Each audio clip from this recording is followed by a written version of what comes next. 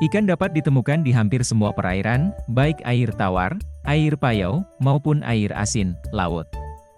Pada habitat aslinya, ikan dapat hidup di dekat permukaan hingga di kedalaman beberapa ribu meter di bawah permukaan. Mengingat perbedaan habitat ini, apakah ikan air asin hanya bisa hidup di laut dan begitu pula sebaliknya? Beberapa spesies ikan dapat hidup di air tawar dan air asin.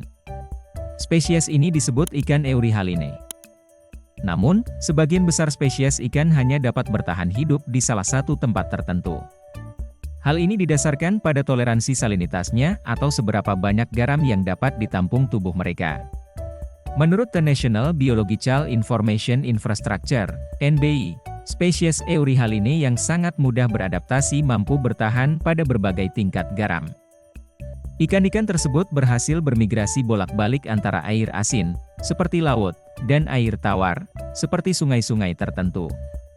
Ada dua jenis utama ikan Euryhaline, yakni ikan Anadromous dan Catadromous.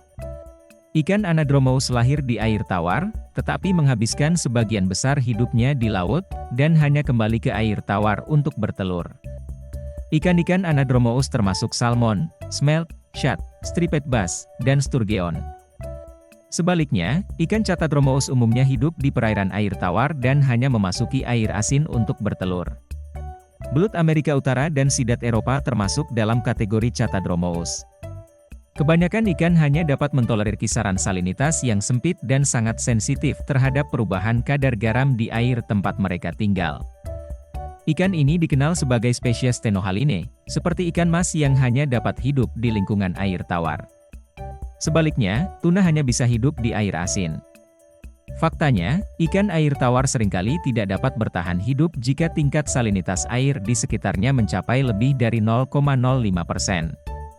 Saat bermigrasi, ikan Euryhaline pun perlu menjalani masa aklimatisasi agar tubuhnya dapat menyesuaikan diri dengan salinitas yang berbeda dari biasanya. Dengan mengasosiasikan salinitas berbagai habitat dengan tahapan kehidupan yang berbeda, ikan Euryhaline mampu menyeimbangkan konsentrasi garam antara tubuhnya dan lingkungannya.